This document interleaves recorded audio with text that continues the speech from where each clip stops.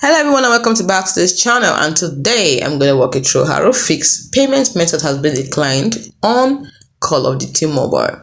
Now what do you do? Quite simple. Step 1, double check your payment details, because even a small typo can cause a decline. Step 2, verify you have sufficient funds to cover the purchase amount. Step 3, confirm that your card is active and not expired.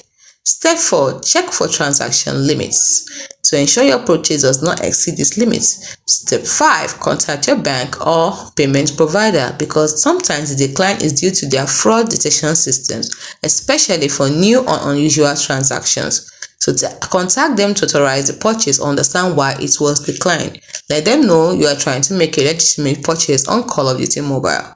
Step 6, try a different payment method, such as different credit or debit card, PayPal, or mobile wallet if available in your region. Step 7, check your internet connection, because a weak or unstable internet connection can sometimes interrupt the payment process.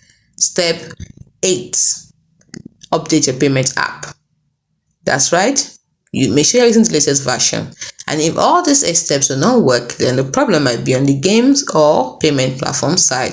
In such cases, you might need to contact Call of Duty Mobile support or the customer support of your payment platform for further assistance.